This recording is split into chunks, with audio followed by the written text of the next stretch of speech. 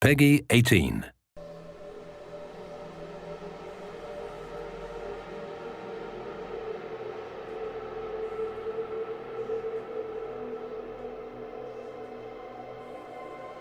Hey everyone, I'm Joel Leschler, a producer from 2K Australia. Hi everyone, I'm James Lopez, producer at Gearbox Software. And we're here to show you a walkthrough of our E3 demo for Borderlands the Pre-Sequel. Hope you enjoy it. Alright, so we're actually going to be playing through as Wilhelm during this playthrough, and we're selecting his action skill now, which is his ability to spawn these two drones, Wolf and Saint. Wolf is an attacking drone, while Saint is more of a buffing regen drone. We're going to go down the Cyber Commando skill tree. This one's really cool because if fans remember Wilhelm from Borderlands 2, he was just a giant loader with a human head on top. But in this game, it's his origin story, and he starts out just as a man. But you have the ability by going down this skill tree to start turning him into that giant robot that he was in Borderlands 2. We're selecting the Power Fist skill here, and you'll see that they actually replaced his arm with this robotic one. This one's really cool because it'll deal extra melee damage, and you can actually attack enemies from further away. And if you look at the Shock Absorbers one, which replaces his leg with a robotic leg, this allows you to shoot and reload while you're sprinting, which can come in really handy. The Meteor Slam is also really useful because the butt stomp or ground pound or slam or whatever we're calling it today is really, really powerful in Borderlands Pre-Sequel. When you're playing in low gravity, you're able to do this huge amount of damage when you slam down to the ground. And that's about all the skill points we can use right now, but we're pretty close to leveling up again. So when we do, we're going to show you the Vengeance Cannon, which is Wilhelm's capstone skill inside the Cyber Commando tree. Yeah.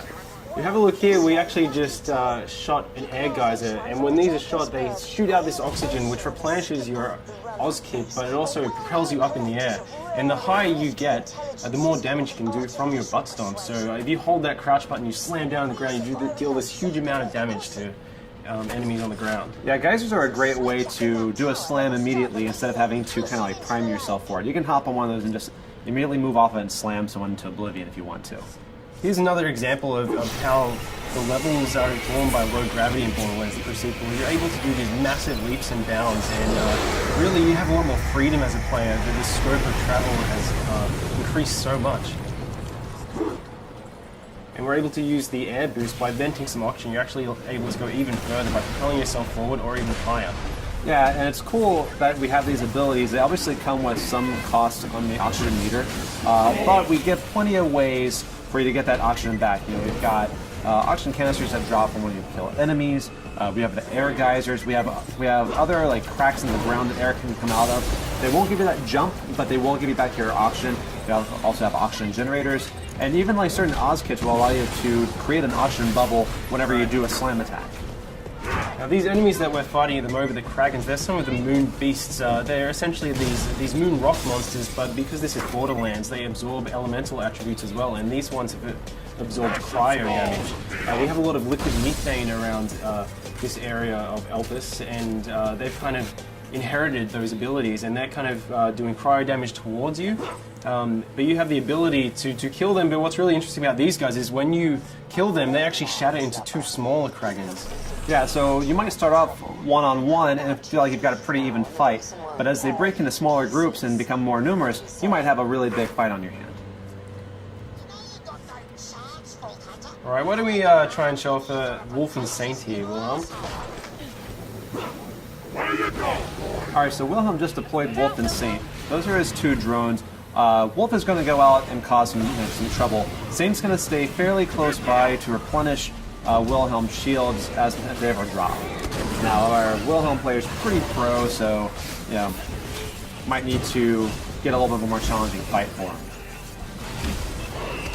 You can see these beautiful ice particles. With the new cryo element that we brought into the game, you can freeze and shatter any enemy, and depending on which angle you attack these guys from, they're actually going to float off into low gravity in that direction. If you slam down an enemy while they're frozen, you're actually going to split them in half and watch their ice chunks float off. Yeah, that's really cool because the way that they shatter is always kind of customized to like whichever way you hit them. So it never really gets old. It's always different each time. It's really fun.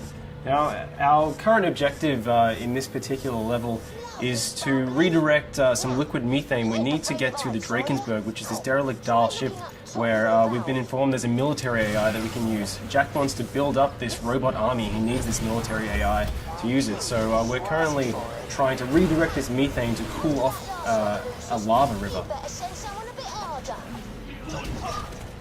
Now, we were just fighting the Kraken, but over here you can actually see that some of the scabs are actually riding them, which you know, you gotta watch out for because you have two enemies attacking you, and whenever you kill one of these Kraken riders, you might get a couple of little Kraken riders coming out of them. You see, Wilhelm was also using these jump pads. So along with the oxygen geysers, we have these Dahl jump pads which are placed throughout the levels, and some of these shoot you straight up into the air, and other ones kind of propel you really far forward.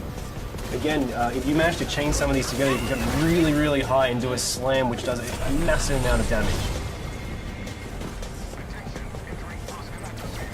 Look at some of these guys, you'll see that some of these scabs have this sort of orange bubble over their head. That's their oxygen bubble. That means that if you crack that bubble, then they're going to take oxygen damage because they're not able to breathe. Which is a really cool way because you can kind of do a hit and run. You don't have to worry about necessarily about finishing them off if you're taking too much heat. You can just wait for them to asphyxiate. But some of these guys also have shields and air bubbles, and so they're a little more of a stronger fight. You have to watch out with those guys because they're more dangerous. So you can see that's an example of one of the Dahl jump pads, which shoots you really far forward. And here we have some of the Dahl jet fighters, and they're going to fly around and try and do a huge amount of damage to you. So Wilhelm is doing pretty well. Yeah, that was a spot-on hit. That was really good. Oh no! But you fell off the side. That's okay because we've got plenty of jump pads. We have a lot more verticality in Borderlands now than we ever did before. So there's not necessarily any one way to get to this objective. Really, all you have to do is just find either a jump pad or a way to jump from platform to platform. Yeah, something really great about the low oxygen, it allows you to traverse these maps really, really quickly. So because you can make these massive leaps and bounds and you have these jump pads, you're able to get from one end of the map very, very fast and really get an edge on enemies. All right, now it looks like we just leveled up.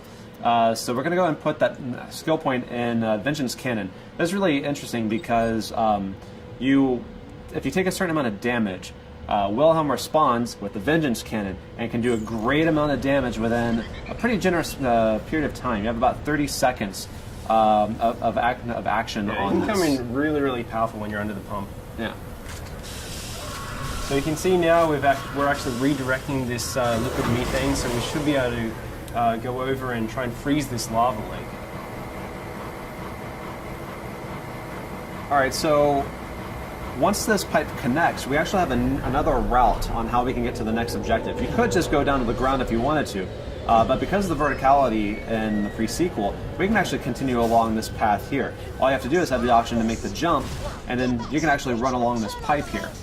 So there's plenty of ways to explore this map and get pretty much to anywhere you need to get. Yeah, it's really cool as well. Our level designers have built the map so, especially when you're playing co-op, you can have each player, they can approach each of these sites from different angles. So we could have taken that pipe all the way along while Athena went down via the ground and went over to the via the jump pad. Yeah, people that are especially fond of sniping should keep an eye out for these kind of opportunities because you get a superior angle from which you can snipe off those oxygen bubbles or just do just a bunch of damage in general. Yeah, absolutely. So we're going to continue along this way, and Athena's going to continue on the ground, and they're both getting that. She's going to jump across this chasm here, and we're going to get on to the next big fight. Yeah, we should be able to ambush these guys by taking them from two different angles. Once Wilhelm, finds a way to jump over this. There we go. All right, so in this area here, we've got some jetpack scavs. We also have some guys that are on foot. You actually see a scav that Athena just killed just flying off in the distance. And he'll go on like that for quite some time. Yeah, if he still has any life left in him, he's getting pretty beautiful. Oh, yeah. Awesome. Oh, no. Athena's down. Hey, Wilhelm, now why don't you go ahead and revive her using the oxygen? Yeah. So you kind of have these cool tactical decisions. You can revive your downed players faster with oxygen than if you just do it the normal way. But that obviously comes at a cost. But sometimes it's really good to get them in the fight faster. Beautiful. You can see we have these jetpack scabs, so all of the enemies on Elpis can take advantage of the low gravity just as much as you can. So if you're getting protection behind cover, they can actually jump over and stomp on you and invalidate your cover just like you can them. We really wanted this gravity system to go throughout every single feature in the game. Which is a pretty awesome butt stomp there. Yeah, that was solid. Here's some of our new vending machines that we're just kind of teasing as we run by them, but you can see more about them later on. All right, we're coming into the processing plant now. This is actually where you just directed the liquid methane to, and it's really important that you do this because we're going to use it to freeze a lava river so we can form a natural bridge and we can cross over to the Drakensberg, which is in the next map. Now this has a lot of enemies in it. Definitely a good time to bring out Wolfensteins. Yeah, try and use those jump pads to get a height advantage of the players as well. If you stomp down. He just shocked that scav when he did that ground pound because of his because of the Oz kit that he has. It's really cool because each Oz kit can have a variety of features on it. Some of them will do your basic oxygen extension, but some also add elemental attacks. Some will create oxygen bubbles whenever you do a slam. There's a lot of layers to them because it's really important to us that our gear be relevant and offer some really cool stuff. Obviously, these sort of varieties are really important to us. Whenever we added the ice elemental, this also is represented across all gear items. So you've got it in shields, you've got it in grenade launch, you've got it in guns, and we also have lasers. Lasers support all the elementals, so we've added even more bazillions of gear. Yeah, you can see right here we have an ice laser. So we're able to shoot this beam, this kind of freeze ray, and then we can do a butt stomp and hopefully shatter this guy. Getting close. Nearly. Uh-oh. Remember, the higher you get, the more damage you're going to do. So, very close. Can you just take our kill? Yeah. That's okay, though. It's always next time. So it looks like we cleared out the enemies here. Let's try and get that methane onto the lava river. Sir, I've got my best people working. It is Borderlands though, so you always have to loot. That's right. Let's take all of them over. Who the hell is Ninja. that? That is the 10-year-old boy we hired to help us. You're fired, John. You can see the Drakensberg out there in the distance, so that's our objective. We want to get to this crashed Dahl ship to get this military AI. Once we get that military AI, Jack can put into loaders, which up until this point have been useless. They're just construction bots, basically. But once we put the AI in them, we'll be able to weaponize the loaders and reclaim Helios, which is the moonshot facility. I need you to dump the methane from the reservoirs into the lava. We'll create our own path by cooling it off. This is gonna be ace. The lake should be safe now. Let's get to the Drakensberg. Alright, success. So you can find that Let's make our way over to the Drakensberg. Lads, looks like we're going to have guests over.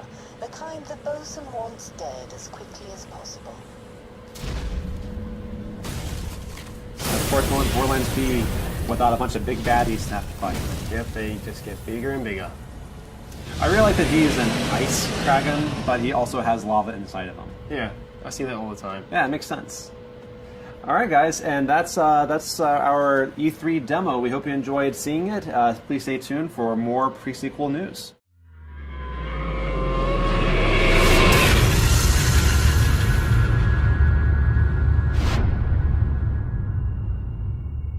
You coming?